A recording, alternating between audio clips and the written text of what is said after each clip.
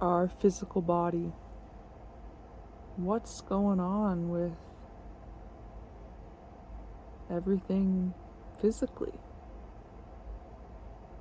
How healthy are we as the human species on Earth and Earth as a whole?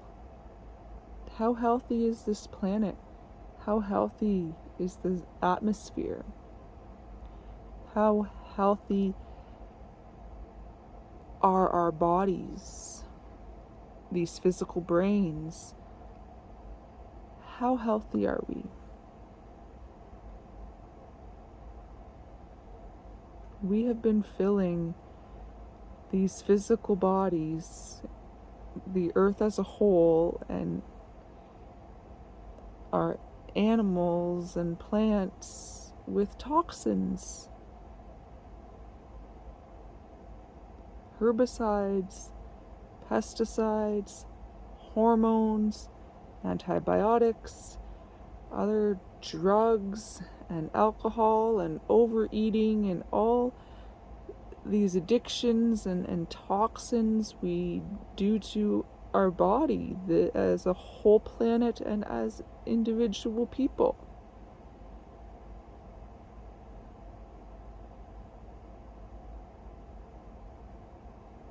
We smoke our lungs to death, drink our livers to death, overthink things till we go mad to death. On and on and on, the addictions and the obsessions, obsessive ways of thinking and addictions to substances and activities and all these things. It's filled this whole planet, this whole atmosphere up with toxins.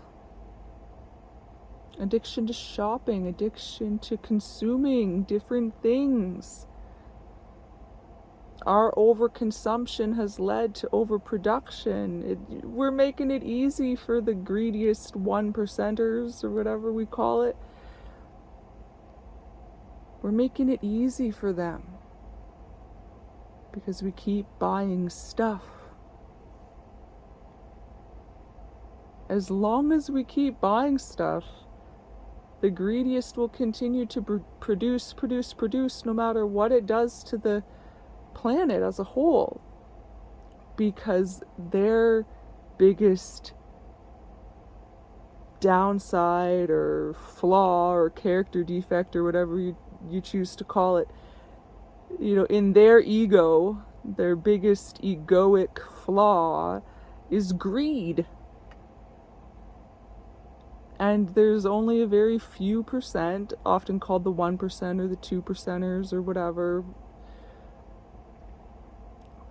There's so few of us with that flaw to that extent that of course we're going to overcome greed altogether, because 99% of us already have less greed than that one extreme percent or 2% or whatever it is. So we work it out. We work through the greed that is part of the pain body of humanity and this planet and atmosphere as a whole in this galaxy. And all other inhabited planets throughout this galaxy that we'll encounter physically later. They're on the same path, simultaneously awakening with us. We hear of actuarians and all these, or Abraham through Esther Hicks speaks Abraham, and then through some other guy there's the actuarian council speaking to him. We're all being spoken to from the same source. And some people have just given different names to it. That's all it is. So call it your actuarian council. Call it your God. Call it your ETs. call it your creator, call it whatever it is. It's all the same. We're all one and the same, man. 100% created equal, every bit of ourself dispersed among the cosmos in that Big Bang, as we call it here on Earth.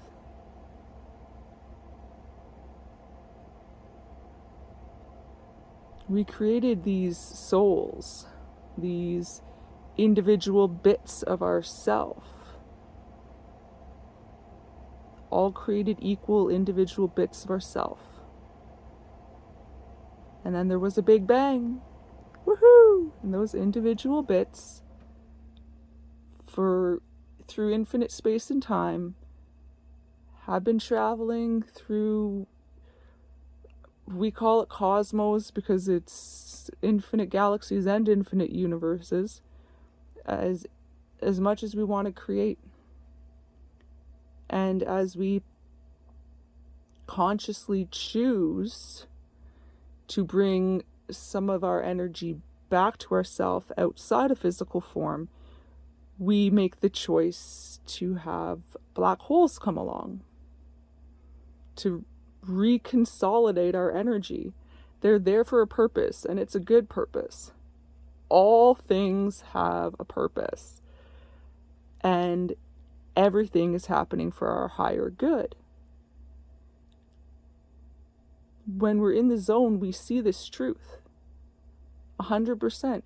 We know everything truly does happen for a reason, and they are good reasons.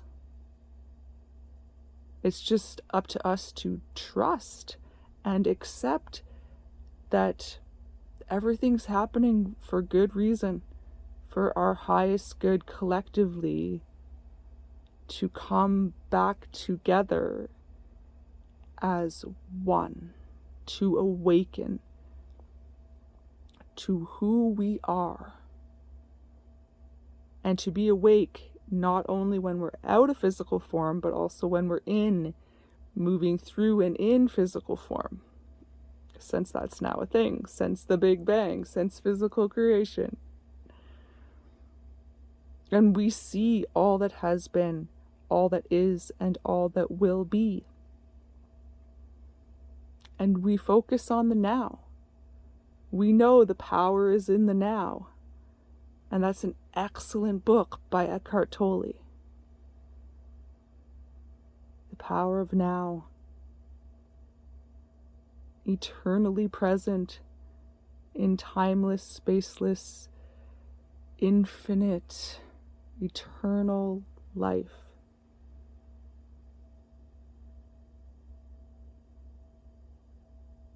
It's always the now. Each breath is a new present moment. Each stroke of our cat and or dog's backs is a new present moment. Every hug, every kiss, every kind word and action is a new present moment.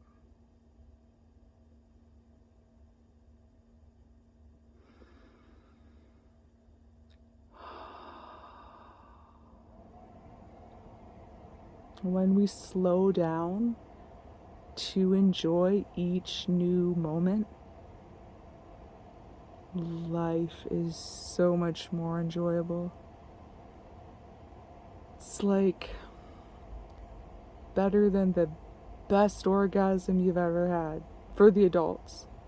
And for kids who don't know what that is yet, it's better than the best ice cream or best treat that you love so much.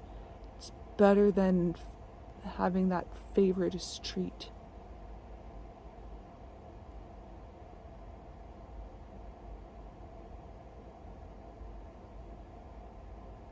And it is about honesty. So we get real here. We want to be honest and real with ourselves so we can remember who we are. and hang out with ourselves.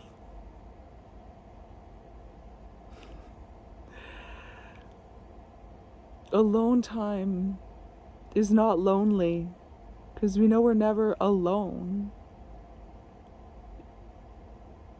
Like, we're never completely alone. We always have that conscious connection to our whole self outside of this tiny bit of the whole, equally created tiny bit. No one is ever less than or more than. We are all 100% equal. Every species, every ant and antelope, every blade of grass, every kitty and dog, and every animal, the lions, the elephants, every tree, every plant, every human from infant and onward.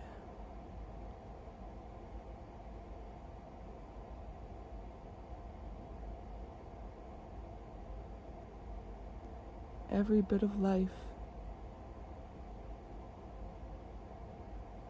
There's life in everything. There's life in the chairs. There's life in the walls. There's life in our cars. There's life in our computers. There's life in the fetus before it's born.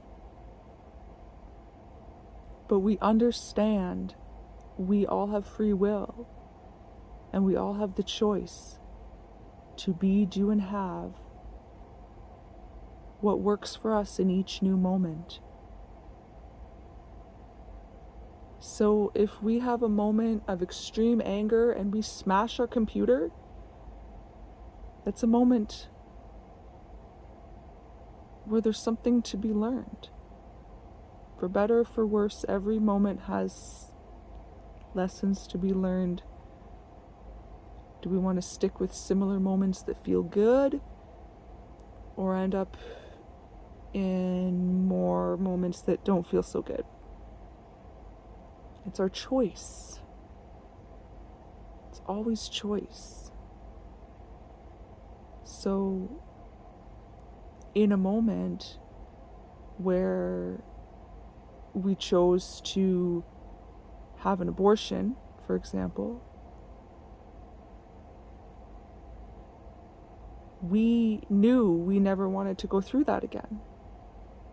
And we learned from the experience and practiced more family planning and safe sex and these types of things that we can go out and learn about. It's in the research, it's in the learning, and yes, we learn from past experiences as well. When we go through it, there's a lot to be learned from first-hand experience. So we listen to our elders and we listen to those who have first-hand experience in matters that we are going through or matters we are wondering about and haven't gone through yet and would like to learn from our elders before we potentially end up going through it. And we often avoid much more disaster and chaos when we are listening to the wise ones to begin with. The ones who have already been through it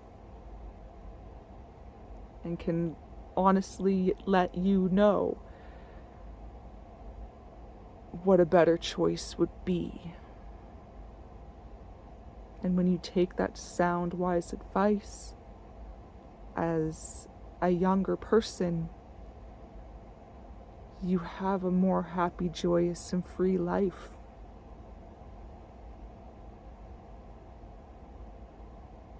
This is the greatest, one of the greatest lessons for sure that we learn in these physical forms.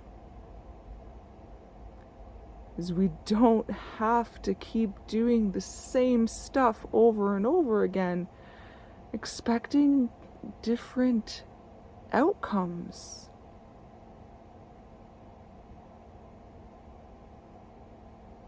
It's time to learn from the ancient wisdom, the wise ones, past and present.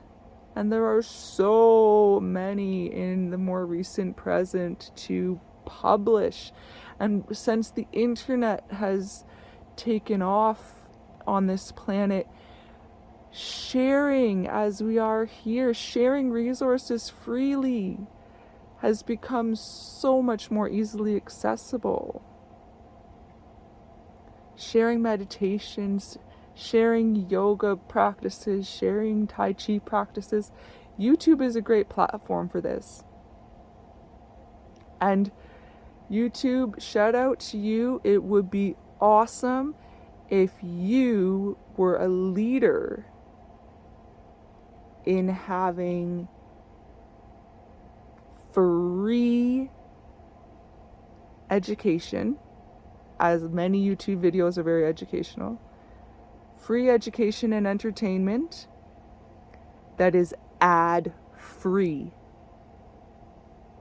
Because once what we're getting is free, as well as advertisement free, and we don't have to pay to get rid of the advertisements, that's what we want. That's what we truly want. That's what we intend to have. We intend to have freedom, free from all influence, free, like advertisements and media influence, free from manipulations, free from being manipulated into fear and or sadness that brings our frequency down, our individual energetic frequency. The higher it is, the more awake we are. And the 1% to 2%ers know this. And this is the overall secret, like the documentary The Secret. And all the other resources, quantum physics, everything ties together. Every resource that we share through these videos, every single resource in all the videos here, they all link to the same message that we are sharing here. And we encourage the sharing of resources in the comments below, because we are always looking to learn more and research more and bring back to our friends. We're all friends here. Bring back to the whole more innovative, intuitively inspiring ideas and resources for further individual research, so we may all find our own path through resources and people that we're intuitively drawn to. So when we hear certain words, or we hear about a certain resource, or we see a certain book on a bookshelf at a store or library, and it stands out to us, and we feel like something in our gut or our heart or both, and we just feel so inclined and so compelled, so intuitively drawn to certain people, places, and things. And when we're listening to that intuition, every moment is a miracle. Miracle loses all meaning because everything is miraculous. To put into words And we were watching some of Sri Sri's wisdom through the Art of Living Foundation earlier this evening. And his words, they just intuitively make sense. And so many other people's words just intuitively make sense. Like Gabrielle Bernstein and her book, The Universe Has Your Back.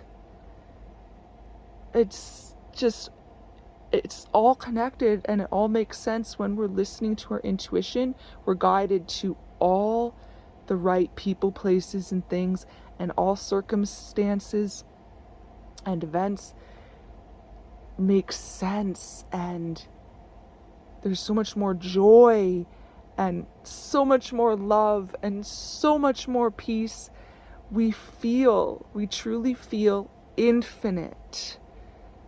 Love, joy, and peace is already here. We're in the process of creating our heaven on earth, our paradise on earth, our Atlantis, our whatever we choose to call it.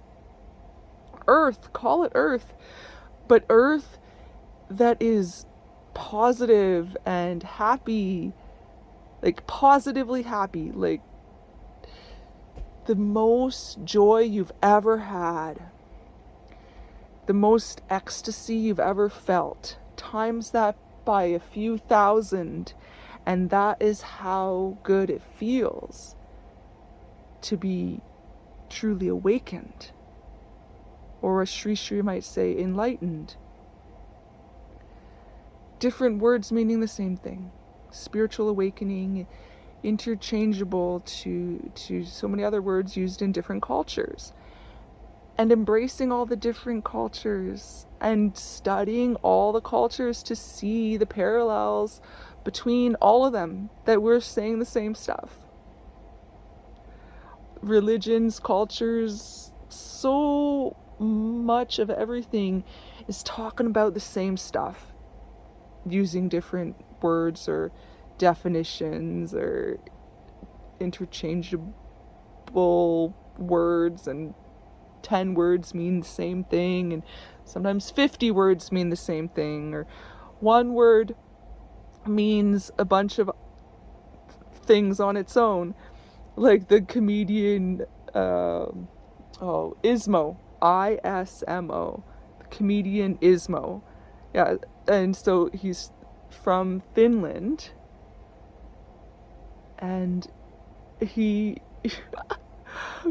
he takes the word shit, for example, because he's learning English as a second language. So from his perspective, like in his language, he's used to each word meaning one thing.